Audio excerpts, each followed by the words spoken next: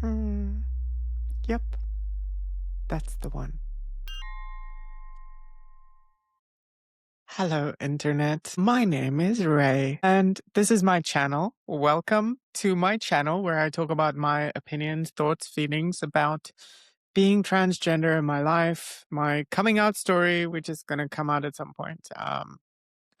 That's going to be a hard one because it's kind of just finished yesterday. I have officially finished my coming out story. Relationships have been remixed and established and blah. And I was gonna do a video on the bisexual and pansexual flag today. Maybe I'll still do that. I'm also gonna be like out of action for a few days because it's Spring Festival here in China and I'll be going there.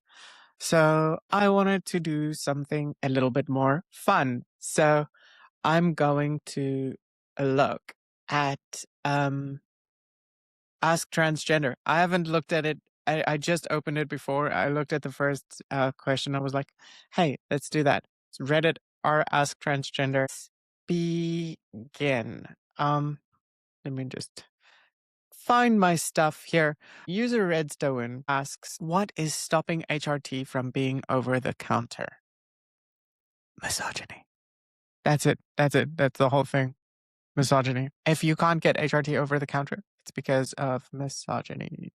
You could argue that like hormone levels and stuff, but it's really hard to have too many hormones to the point where it's going to be detrimental, except for testosterone. That's kind of a bit of it's a steroid, so can be dangerous, I guess. If you take too much, that kind of needs to be, it's a little bit stronger than estrogen. It tends to like override, but it also, if you have too much testosterone, I think the term is aerosolizes or something. It breaks down, it becomes estrogen. That's why some bodybuilders have boobs.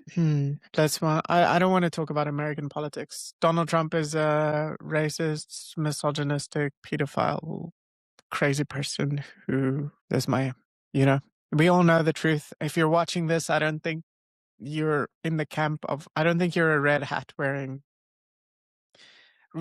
to MAGA person. So yeah. If you are, fuck off. Go away. I'm not interested. Goodbye. Leave your hate down below. Let's see you get ratioed by like the comment after yours. I'm scrolling down here. I'm trying to find some more. Is it so easy to be nice and affirming to other trans people, but not myself? Internalized transphobia, self-hate, worried about your perception. I feel this as well. This is asked by a user responsible 1799. I hate myself sometimes. It's hard to be like, sometimes I misgender myself. Sometimes I feel like it's on purpose.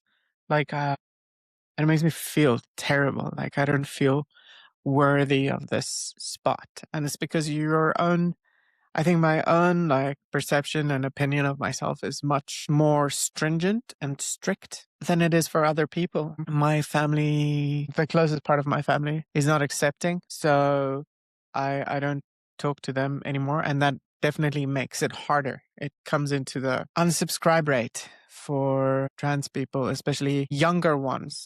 Younger trans people are more vulnerable because they're more dependent on their close family. Hello, Sunset. I'm busy. Fine. Come on. Come on. You can come up here. So yeah, I think it's really difficult to be nice to yourself. And I want you all to be nice to yourself. Remember that. Be nice to yourself. Don't doom scroll. I just made a little video on that. Let's move along. I'm only reading the top level. If the question is in the top level, then I'm reading it. Otherwise, we're just scrolling down. Okay, let's read this one. Is this normal? Some days I'm pretty sure I'm trans, and other days I'm completely confused or even unable to form any thought about my gender identity or who I am. Even on those days, part of me wants to be a girl, and I still do things to further socially transition. But even then, I'm still confused. It's really, really depressing overall, especially at night. Then sometimes I'm in the midst of that confusion and I don't know if I'm cis or not. Well, user Kogus, that's kind of a hard one. Maybe I don't feel qualified to answer this question at all, but I can share my perspective. I think that people are too attached to the binary. I personally am a binary transgender person. I want to pass. I have gone all the way to the other side, or I'm on my way there. And I think that just, being yourself and not overthinking it, allowing yourself to go to where you want to be naturally, that's more important. And if that's somewhere in the middle or nondescript or just androgynous, that is, you can maybe your preferred pronouns are they them. Try them on. See if that works. You don't have to be a binary trans person to be valid. So, and the haters are gonna hate no matter what we do. So I guess that's my opinion on that one. Let's go to the next. What do I wear to the beach? Female to male transition. So I'm yet to have top surgery. My friends want to go to the beach on this summer, and I have no idea what to wear that could pass. I've only ever worn regular binders. Full disclosure. They know I'm trans. They even forget that I'm FTM sometimes. Okay, well that sounds good. I would just go boxers and a short. I don't. I mean, like trunks and a shirt. Is that a problem for you? Or um you just wear the binder? I don't That's hard for me to understand. Like that's what I would do. I have to wear a binder. I boy mode at school still. Not very good. I'm boy failing more often than not, but that's okay.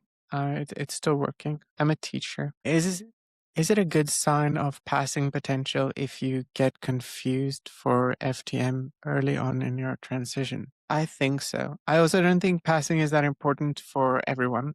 But if it's important to you, then yes, I think that's a good sign. I stopped getting let me talk about that, like being misgendered. The person that still mostly misgenders me is my mother. After that, I almost never get misgendered. And I'm 1 year into my transition. How to shave as an MTF teen. Hi, I'm Kathy. I don't know how to get rid of this sad layer of hair on top of me. A few questions. You just take a razor and you shave the hair and be careful not to cut yourself. I think there's no difference for a trans person to shave than for a cis person to shave. You just shave normally. So there you go. I wish there was a trans TikTok. Don't we all?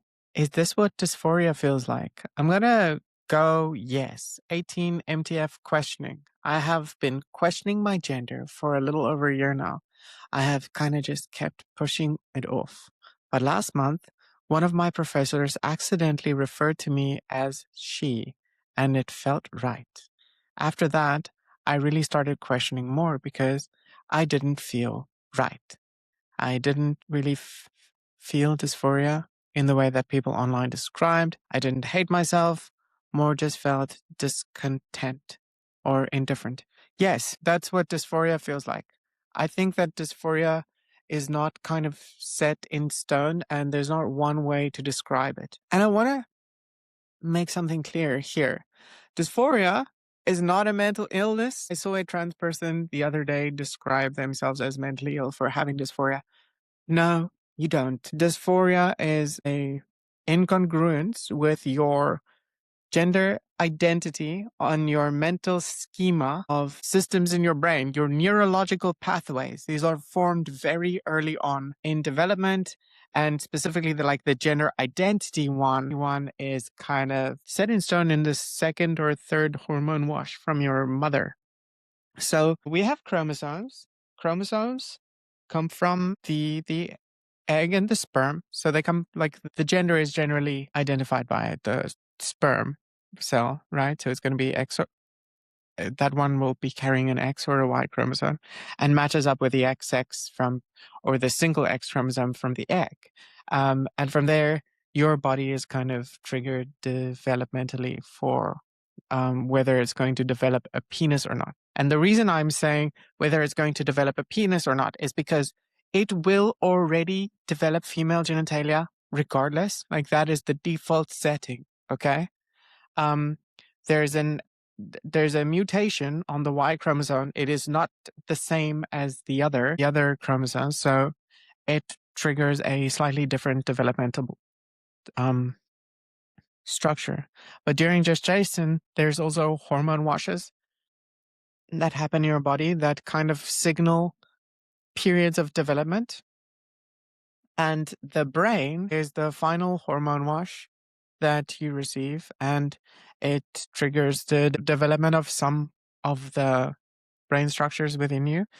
If there is a difference in those two hormone washes, one is testosterone and one is estrogen, you are biologically female in your brain. Okay. I really hate this idea of people saying biological women and trans women. No, that doesn't work.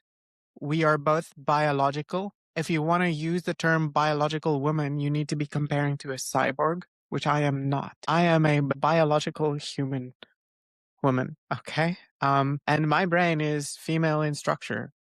So, or most likely female in structure. I haven't had the brain scans. I also don't know what my chromosomes are. Most of us don't. They are assumed, and our sex is assigned by what the doctor sees with their eyes, which is not always the thing that is true. Sorry, rant. Anyway, user Hazel G07. Yes, that's what dysphoria feels like, and even less. Next one. Did transitioning help anyone find their purpose in life? Oh, hell yeah. So for me, being like, this was asked by someone called a user appropriate underscore EBP underscore 5107. Yes, transitioning gave me my purpose in life.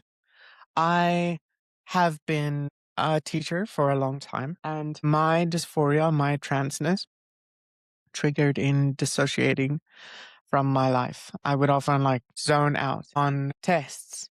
I would zone out in front of the mirror. I would be looking at myself, imagining the things that changed, like identifying the parts of my body that I hated. I love myself. I hated my body and I love it now, even with the parts that are not the way that I would have wanted them. I am able to accept the way that I am, and I'm going to make some changes surgically to my body to get to where I want to be. Those there, it's me again.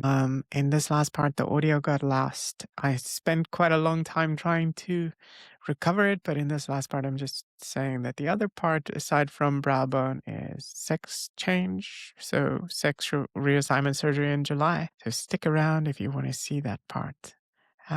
So yeah, I love you. Have a good day. Bye. Yep, that's the one.